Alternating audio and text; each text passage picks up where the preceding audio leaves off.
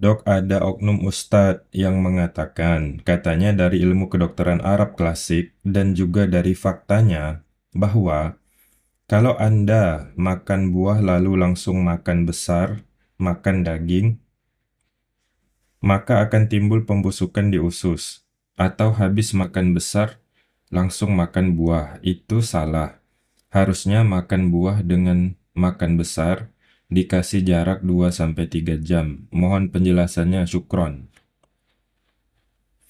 Pernyataan tersebut adalah tidak benar karena tidak sesuai dengan ilmu fisiologi tubuh manusia, ilmu fisiologi pencernaan tubuh manusia. Buah tidak membusuk di usus hanya karena dimakan setelah makan besar.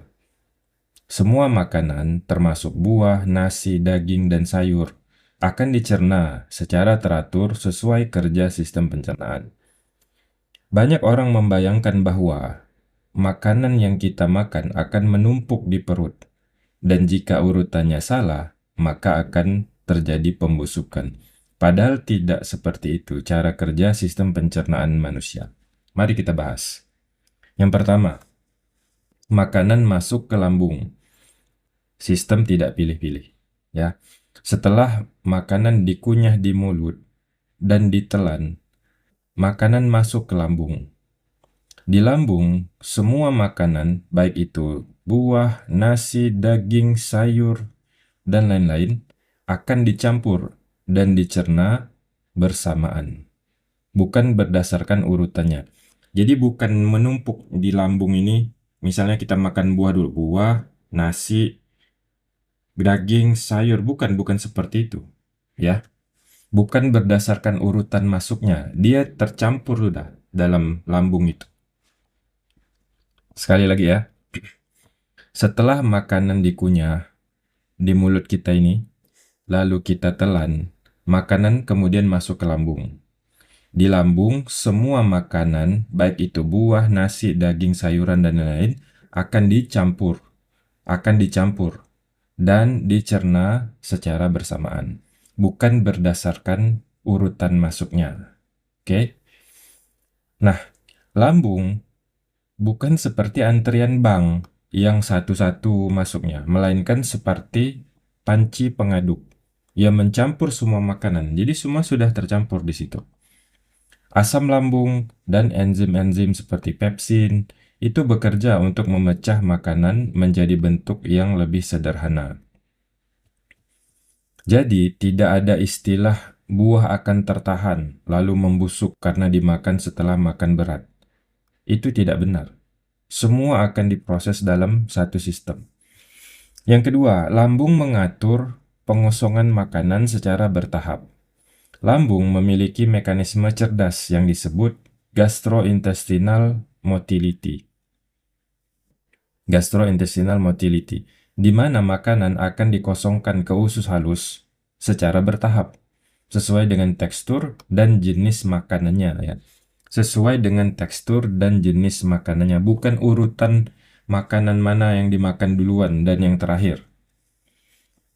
Cairan dan karbohidrat sederhana seperti buah biasanya lebih cepat keluar dari lambung. Nah, dia justru yang lebih duluan keluar.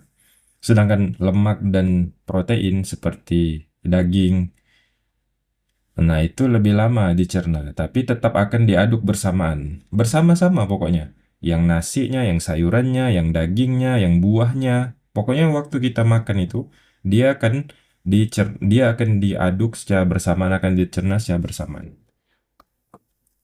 Tidak ada konflik antar jenis makanan karena tubuh kita sudah dirancang untuk menangani kombinasi ini, ya.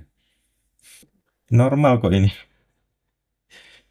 Tubuh tidak kebingungan bila Anda makan buah setelah makan besar, ya. Ini sudah sangat umum kok dalam pola makan manusia. Yang ketiga, usus halus. Usus halus itu tempat penyerapan, ya, bukan tempat pembusukan. Setelah dari lambung, makanan itu masuk ke usus halus, ke duodenum, ke jejunum, ke ileum, untuk proses penyerapan nutrisi. Nah, disinilah vitamin, mineral, gula sederhana, asam amino, dan lemak diserap ke dalam darah. Tidak ada proses pembusukan di sini. Tidak ada. Karena usus halus bukan tempat bakteri fermentasi seperti di usus besar atau kolon. Buah justru sangat bermanfaat karena mengandung serat larut, kemudian vitamin C dan antioksidan yang mendukung fungsi pencernaan. Kemudian usus besar. Nah, di sini ada fermentasi, tapi itu normal. Fermentasi yang terjadi di kolon, di usus besar itu normal. Sisa makanan yang tidak dicerna, seperti serat dari buah dan sayur, akan masuk ke usus besar. Di sini memang ada bakteri yang melakukan fermentasi. Ini proses alami. Dan ini bukan pembusukan ya, bukan pembusukan yang berbahaya. Bukan seperti kita taruh buah kemudian tidak dimakan beberapa hari lalu membusuk, atau daging taruh lalu membusuk. Bukan seperti itu. Tidak seperti itu. Fermentasi itu tidak seperti itu. Fermentasi oleh mikrobiota usus menghasilkan asam lemak rantai pendek yang justru bermanfaat bagi kesehatan usus. Ya, jadi fermentasi itu baik. Fermentasi itu terjadi secara alami, itu normal dan itu baik karena yang dihasilkan adalah ini. Dia dihasilkan asam lemak rantai pendek. Itu bermanfaat bagi kesehatan usus. Kemudian gas juga bisa terbentuk dan itu normal ya, itu normal. Makan durian ada gas, makan tape singkong ada gas, makan ubi jalar ada gas, makan nangka ada gas. Itu normal. Bukan tanda buah busuk di dalam perut. Nah ini, tolong digarisbawahi ya. Habis makan nangka, habis makan cempedak, kok jadi kembung, kok jadi sering buang angin. Habis makan singkong, ini membusuk nih di dalam. Bukan. Itu gas yang terbentuk secara normal di dalam usus besar. Nah, pemirsa, informasi seperti yang ditanyakan tadi membuat masyarakat jadi bingung, membedakan mana fakta dan mana opini. Tadi disebutkan berdasarkan ilmu kedokteran Arab klasik katanya, dan faktanya, ya kan? Di pertanyaan tadi itu, berdasarkan ilmu kedokteran Arab klasik dan faktanya katanya. Nah, orang awam kalau dengar ini pasti langsung percaya. Oh gitu ya. Masyarakat awam cenderung percaya pada figur publik atau tokoh agama, sehingga salah satu bentuk tanggung jawab dari kami adalah memberikan penjelasan yang lurus dan ilmiah. Waktu saya baca pertanyaannya itu berdasarkan ilmu kedokteran Arab klasik dan faktanya, itu aja saya heran. Ajaib. Faktanya, ya kan? Faktanya katanya. Kalau itu fakta, ya pastinya kami tahu.